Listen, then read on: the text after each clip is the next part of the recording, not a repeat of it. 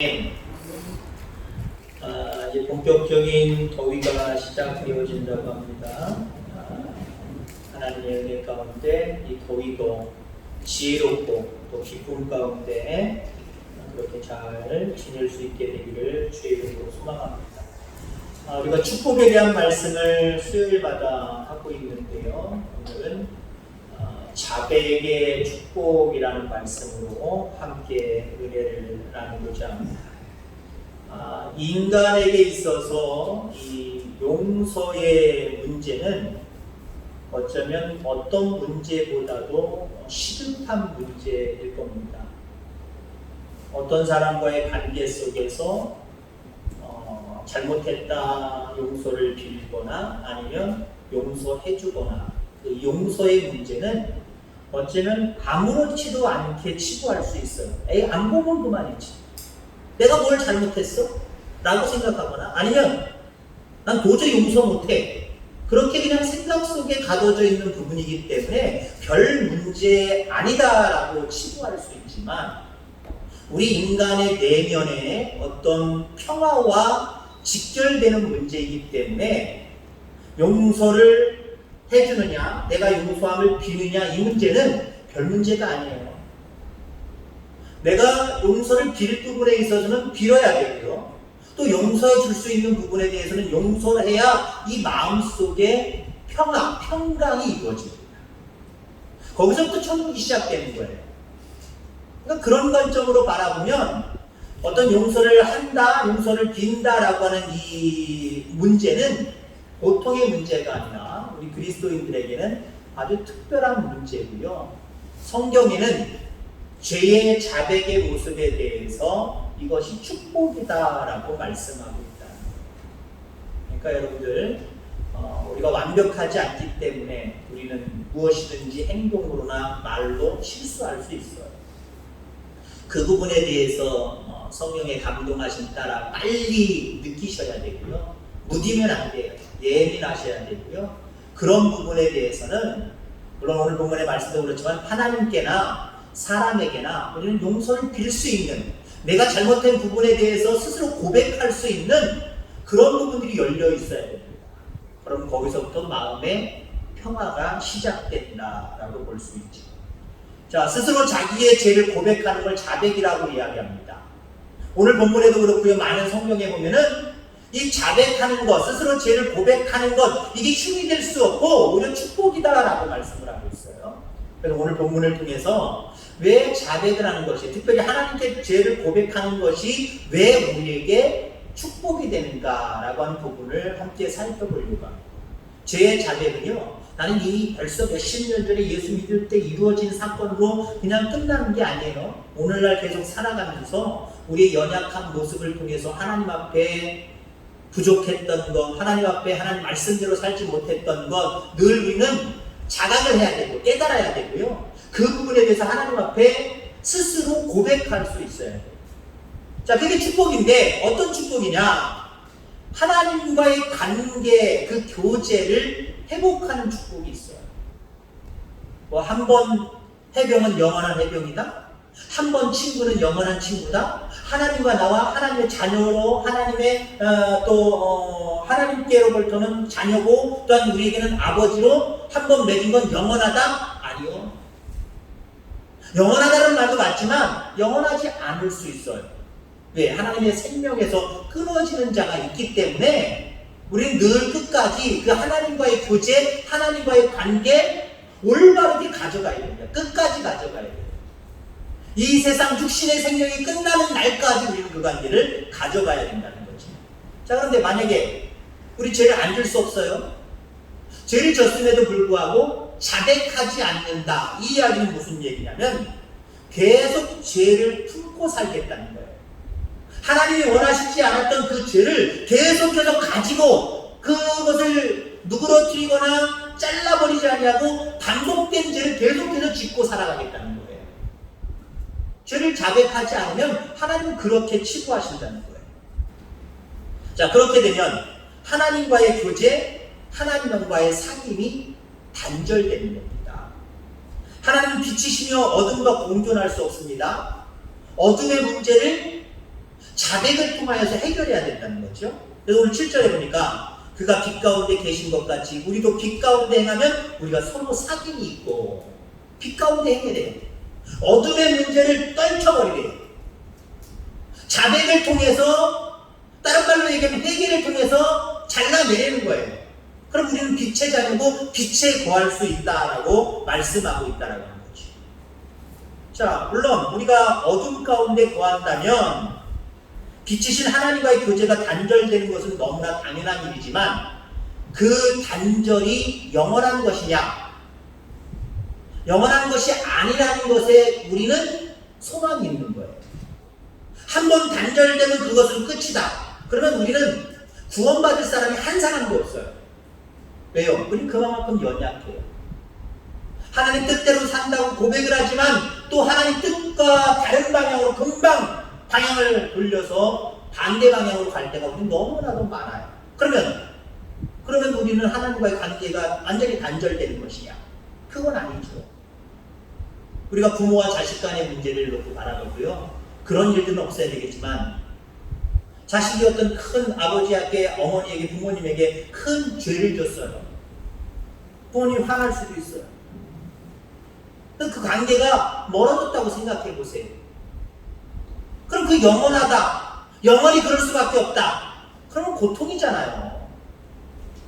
그런 가정에 그런 부모와 그런 자식이 어떤 행복이 있겠어요? 그 관계 때문에 늘 날마다 어둠의 그림자가 각각의 집에 드리워질 거예요. 근데 어떤 소망이 있어요? 자녀가 부모님 내가 잘못했어요 라고 죄를 자백하면 부모는 너 지난번에 그랬으니까 영원히 끝난 거야, 더 이상 필요 없어, 그럴 부모가 어디 있겠습니까? 그걸 여러분 우리가 잘 아는 누가복음 15장 탕자에 비해서 나오잖아요.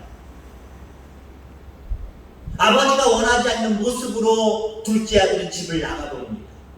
집을 나갔지만 하나님 말씀 아버지 말씀 들을 것, 아버지 품에서 아버지 곁에서 늘 그렇게 살아갈 걸, 그러면서 자기가 경솔했다는 것, 아버지의 마음을 헤아리지 못하고 아버지께 어쩌면 배반하고 나왔다라고 하는 그 죄를 자기가 느끼지 않아요.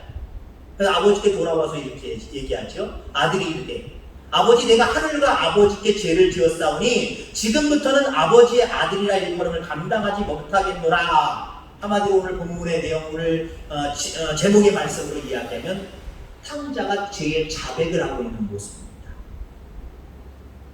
그때 아버지가 어떻게 했어요?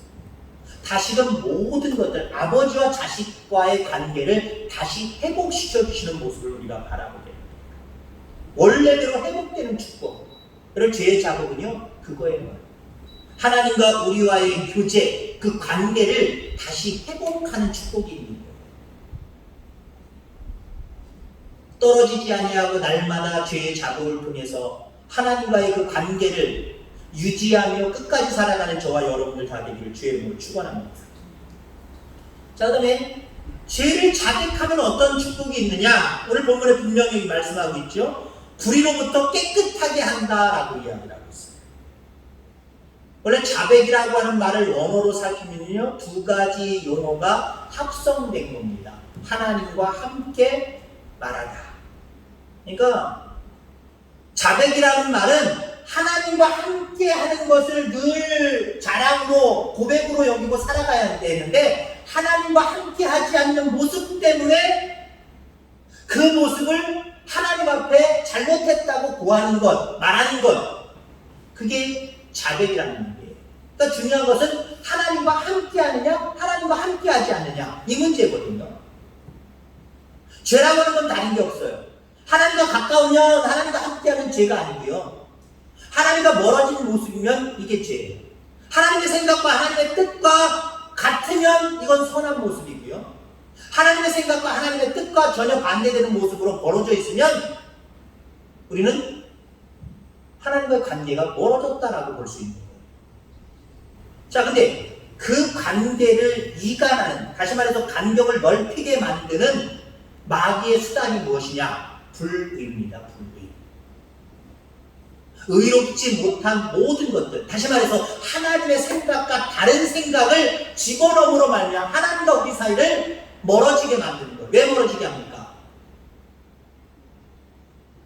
멀어짐으로 인하여서 주어진 거예요. 것이 뭐예요? 바로 하나님과의 관계 속에서 하나님의 뜻을 받들고 살아가지 않는 모습 속에 우리는 그 불의를 통하여서 하나님과 사이가 멀어진 거거든요. 관계가 멀어진 거거든요. 자, 그런데 그 불의를 깨끗하게 하실 것이요, 다시 회복시켜 주신다는 거죠.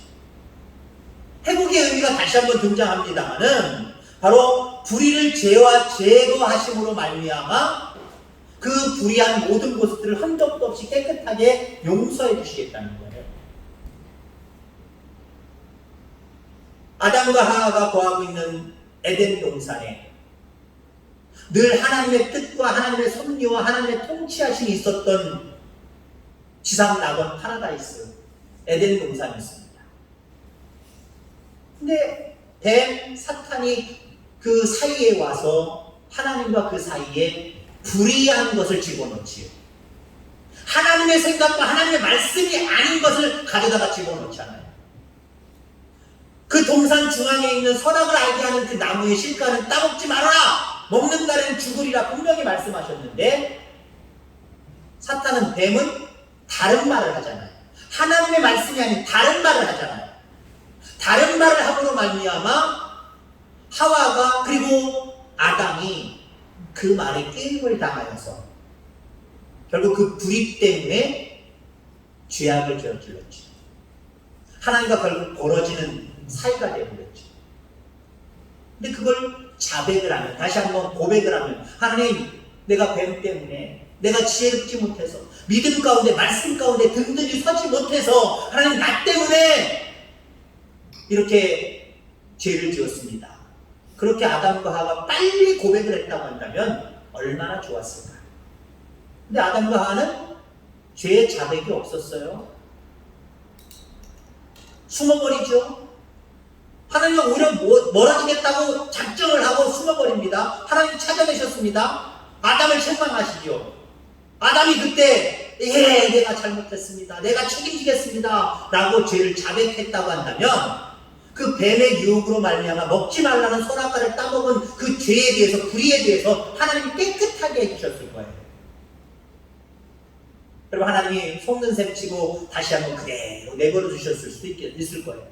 다시 한번 모든 것들을 회복시켜 주시고, 우리가 아는 대로 남자에게, 여자에게, 뱀에게 내리셨던 그 저주를 내리시지는 않았을 것이다 라고 생각이 되어집니다. 물론 그렇게 내리신 것 자체가 하나님의 섭리입니다만은 우리가 가정에서 이야기한다면 그럴 수 있는 거예요. 당신이 내 뼈를 취하여서, 나 잠잘 때 나랑 관계없다는 거예요. 나 잠잘 때 당신이 취하여서 만든 여자 때문에, 저 여자 때문에, 저 여자가 나를 유혹하는 바람에 자백은커녕 핑계대고 있지. 하와는 어떻습니까? 당신이 만드신 저 뱀 때문에 뱀을 핑계대고 있어요. 죄의 자백이 없었단 말이에요. 그러니까 그 불의한 모습을 용서하시기는커녕 너희들이 그렇게 죄를 범하였고 불의에 대해서 나에게 자백하지 아니한 고로, 그런 얘기는 없지만 아니한 고로 남자인 아담에게는 이런 벌을 내리고 하와에게는 이런 벌을 내리고 뱀 너에게는 이런 벌을 내리고 땅과 모든 우주 만물에도 벌을 내리시잖아요. 죄를 일찍 자백을 했다고 한다면, 빨리 자백을 했다고 한다면 하나님이 그 불의한 모습들도 용서해 주셨을 텐데, 깨끗하게 하셨을 텐데 안타까움이 있지요. 이 안타까움을 여러분들의 삶 가운데 여러분들에게 대입할 수 있게 되기를 주의 이름으로 축원합니다. 불의한 모습들이 보여지는 영안의 눈이 띄어지길 바랍니다. 안 보여주는 사람 끝까지 안 보여줘. 내가 뭐 하나님의 말씀대로 살지 않냐고 하나님의 말씀에서 벗어난 불의한 방법으로 살아갔음에도 불구하고 자기가 불의한 방법으로 살고 있는 줄도 몰라요. 내가 뭐 그렇게 얘기해요. 근데 영안의 눈이 띄어있는 사람은요, 양심의 가책도 금방 받아요. 그러다 보면 이거 아직 좀 찜찜한데, 그러다 기도하다 보면 내가 불의한 모습 가운데 게임을 받아서 내가 불의한 방법을 취했구나. 하나님, 내가 불의한 방법을 취해서 이렇게 해왔던 모든 것들 하나님 주여 고백합니다. 자백하면 하나님 깨끗하게 용서해 주시는 거예요. 이런 귀한 축복을 여러분들 누리게 되기를 주의 이름으로 축원합니다. 자, 요한 1서의 말씀에 의하면 우리가 용서함을 받은 진정한 증거가 두 가지가 있어요. 우리가 죄를 고백하면, 불의한 모든 것들을 고백하면 하나님 관계를 회복시켜 주시고 깨끗하게 하시는데 그 증거가 무엇이냐라고 하는 거죠. 이 증거까지 여러분들이 어쩌면 여러분들이 그걸 느끼셔야 돼요. 내가 제대로 하나님 앞에 자백했나 안 했나 이걸 점검할 수 있는 방법이 있어요. 무엇이냐면요, 죄책감이 소멸돼요. 진정한 자백이 있으면요 같은 죄책감에 눌리지 않아요. 같은 죄책감에 눌리지 않아요. 근데 죄에 대한 바른 고백이, 자백이 없으면요 또 금방 죄책감에 눌려 살아요. 우리가 흔히 지금도 마찬가지입니다. 20, 30년, 30, 40년 전에 우리 신앙인들, 선조들의 신앙인들, 저 어머니 때의 신앙인들의 모습을 바라보면요 부흥회 그때 자주 했잖아요. 옛날에 막 뜨거웠잖아요. 기도도 뜨거웠잖아요. 밋밋하게 기도하지 않고 그 당시에는 막 통성으로 기도했단 말이에요. 그러면 그 당시에는요 물론 우리도 눈물을 좀 회복할 필요가 있습니다만은 눈물을 흘려가며 기도하시는 분들 많아요. 그리고 꼭 예배 드리면서 기도할 때 회개 기도는 제일 1순위예요. 가장 먼저 회개 기도를 하고 가장 많은 시간을 들여서 기도하는 게 회개 기도가 아닌가 생각이 되어집니다. 회개할 때 여러분 어때요? 했던 것도 하고 했던 것도 하고 했던 것도 하고 했던 것도 하고 계속해서 반복하는 부분들을 바라보게 되죠. 이게 단적인 부분으로요 죄책감이 사라지지 않아서 그래요. 여러분, 내가 온전하게 하나님 앞에 자백했다고 한다면 우선적으로 내 마음속에 자책감이 사라져요. 자책감이 사라져요. 만약에 베드로가 예수님 나 몰라요 3번 부인하고 예수님 고통 당하시든 말든 죽든 말든 멀리 도망갔잖아요. 멀찍이 도망가 버렸잖아요. 그게 죄로 남았단 말이에요. 바울에게. 그 죄의식에 눌려서 예수님 돌아가셨다고 하니까, 또 예수님 부활하셨다고 하니까 그때도 자기 고향으로 돌아가서 배신하려고 했어요. 근데 다정히 또 예수님은 찾아가셔서 다시금 사명을 주십니다만은 계속해서 죄책감을 가지고 있었다고 한다면 살아계셔서 자기에게 나타나는 예수님조차도 부담스러웠을 거예요. 아우 부담스러워. 아우 나한테 다시는 오지 마세요. 그리고 아마 예수님을 거부할 수도 있었을 거예요. 근데 그에겐 죄책감이 없었어요. 죄가 없어서? 아니에요. 자기의 연약하고 부족한 모든 죄를 하나님 앞에 자백했기 때문에, 온전히 자백했기 때문에 그 이유는 죄책감이 사라지고요. 내가 하나님을 위해서, 주님을 위해서 내가 무슨 일을 할까? 라고 하는 열정만 더 남아있었어요. 그러니까 어떤 상황도 두려워하지 않냐고 끝까지 복음을 증거하는 사명자로 설 수 있었다는 거예요. 여러분, 내가 죄를 온전히 자백했나? 죄책감이 남아있나 안 남아있나를 나로 점검할 수 있게 되기를 주의 이름으로 축원합니다. 그 다음에 내가 온전히 죄를 자백했나 안 했나를 점검할 수 있는 방법은요, 반복된 죄를 짓고 있나 아닌가를 살피셔야 됩니다. 내가 온전히 죄를 자백했는데 내가 이런 부분은 내가 이거 잘못했습니다, 다시는 안 그랬습니다 자백했는데 이런 똑같은 부분을 가지고 조금 있다가 며칠 지나서, 몇 달 지나서, 몇 년 지나서 또 죄를 짓는다. 우리의 자백이 거짓말이에요. 온전한 것이 아니라. 자, 그래서 우리의 자백이 하나님 앞에 온전할 수 있는 자백이 되어서 관계를 회복할 뿐만 아니라 우리를 불의해서 깨끗하게 하시고 우리 속에는 정말 하나님을 향한 열정만 남아있는 그런 모습으로 되어지기를 주의 이름으로 축원합니다. 자, 여기서 한 가지를 더 붙이자고 한다면, 여러분, 죄의 자백은요 육체의 건강도 회복시킵니다. 이 말을 다른 말로 표현하면은 성경에서 자백이라고 하는 것은 궁극적으로 인간인 내가 하나님 앞에 드리는 죄의 자백입니다.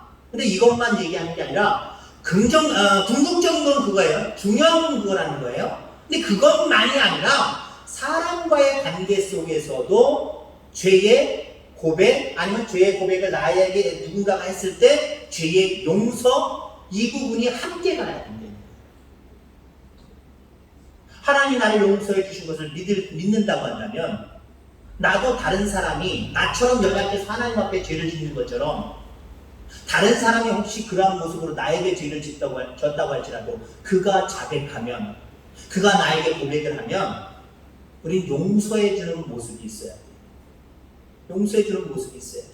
뿐만 아니라 우리는 남한테 잘못하는 모습이 있을 수 있어요. 말 실수할 수 있어요. 행동에 실수할 있을 수 있어요. 내 의도, 내 생각은 그게 아니지만 그렇게 말하고 그렇게 행동함으로 말미암아 남을 아프게 할 수 있어요. 그 부분이 생각나거든. 우리는 그에게 죄를 고백할 수 있어야 돼요. 고백한 거를 용서해주고 나는 또 그에게 고백. 물론 그가 용서해주든 안 해주든 그 관계는 그게 중요하지 않아요. 이 부분까지 따라갈 때 육신적으로도 하나님이 그 건강을 살피신다는 거예요. 제가 부끄러운 고백이지만 94년도부터 제가 목회를 시작을 했고요. 단독 목회를 시작을 했고요. 99년도 그러니까 한 5년 넘게 목회를 하고 있었습니다. 그리고 부목사로 잠깐 1년여 동안 가다가 미국으로 이제 이민 목회를 떠났었습니다만은 처음 목회하던 그곳에서 정말 열정적으로 했어요. 왜냐하면 처음에 유학을 포기하고 하나님 나 한국에서 농촌 목회하겠습니다 하고 선배 목사님, 아버지 같은 목사님에게 목사님 저 농촌 목회하길 원해요. 어디 자리 있는 데 있으면 저 좀 소개시켜 주세요. 그랬더니 목사님이 두 곳을 알려줬는데 한 곳은 아예 가보지도 않았고요. 그 목사님이 하시는 말씀이 저거로 직접 가서 하나님 어떻게 감동하시는지 가보고 얘기해요. 그래서 한 곳을 먼저 정해서 차를 빌려서 가봤단 말이에요. 교회 찾는 데는 상당히 어려웠지만 왜 어려웠냐? 이것처럼 교회 같은 거, 우리 교회도 어떻게 보면요, 십자가탑 없으면 교회 같지 않아요. 교회 형태, 우리가 보통 생각하는 교회 형태 있잖아요. 그런 형태는 아니에요. 십자가가 있으니까 교회인가 보다. 편말까지 있으니까 교회다 라고 이렇게 이야기할 수 있어요. 근데 이것보다도 훨씬 더 교회 같지 않은 교회입니다.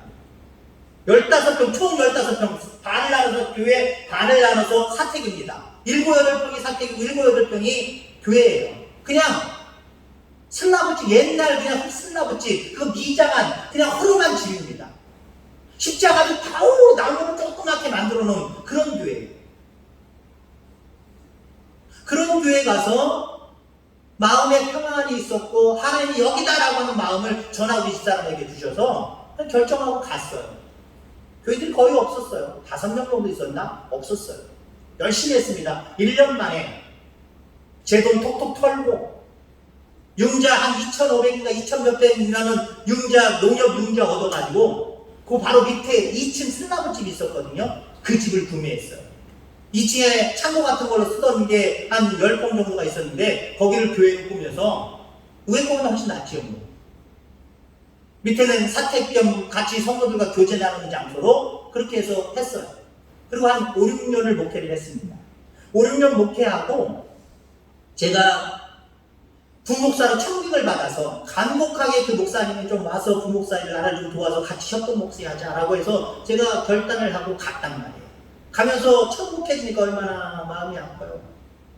마음이 아프지만 빚이 한 800만 원 남았습니다. 그래도 그 조그만 교회, 별것도 아닌 교회 그 5년 동안 하면서 그래도 나름대로 조금씩 갚은 거예요. 800만 원이 남았어요. 이건 제가 도저히 지고 갈 수 없겠더라고요.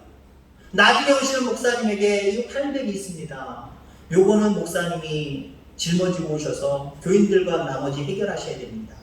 라고 말씀을 했어요. 예, 알겠습니다. 그리고 저는 부목사로 가기 때문에 교회 차량은 저희가 첫 목회를 시작할 때 처음부터 조그만 교회였기 때문에 차가 없기 때문에 저희 살던 전셋값을 다 내고 그 차를 사갖고 온 거거든요. 그러니까 이거 뭐 부목사로 가는데 교회 가면 차가 있을 거고 이거 주고 가자. 근데 그 목사님이 자기 자가용에 있어서 그거 필요 없대요. 그냥 가져가시래요. 그래서 잘 해결됐어요. 근데 1년도 채 안 지났는데 몇 달이 났는데 들리는 소문에 제가 교회 돈 200여만 원을 갈취해서 갔다는 거예요.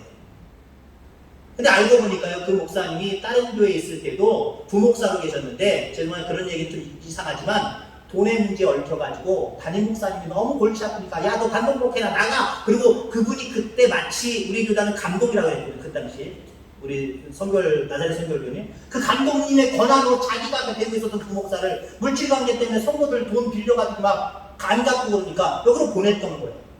제가 그 감독님 만나가지고 어디 그런 분을 소개를 시켜가지고 내가 싫다고 내뿌려치면서 왜 교회에다 나와가지고 왜 그런 게 문제가 생기게 합니다. 뭐라 그랬습니다만은 아무튼 그때 제가 막 소화를 해가지고 용서가 막 안 되는 거예요. 분해가지고 막 거짓말이 아니라 입에서 막 욕이 나오고 자꾸 죽어보자 만나기까지 했었어요. 감독님 밑에서 만나기까지 했어요. 제가 얼마나 혈기가 왕성하는지 야 네가 목사냐 그러면서 내가 후배였기 때문에 그렇게 막 얘기하고 막 속이 안 풀려요. 저 그것 때문에 용서가 안 돼가지고요 3일 동안 그 어디에 제가 부목사에 있었냐면은 익산, 이리 거기서 부목사였거든요. 원광대 병원이 있어요. 물론 뭐 불교계통의 병원이지만 거기서 가장 큰 병원이었기 때문에 거기 3일인가 4일 동안 입원해 있었어요. 왜 입원했느냐? 분을 품고 용서가 안 되니까 그것 때문에 와 잠도 못 자고 하니까 변을 못 보는 거예요. 3일 4일 동안 변을 못 보는 거예요. 건강에 문제가 생기더라고요. 제가 느낀 게 그거예요.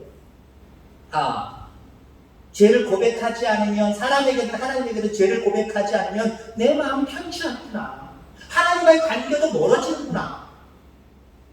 사람과의 관계도 마찬가지예요. 내가 잘못한 부분 분명히 있을 수 있어요. 고백할 수 있기를 바랍니다.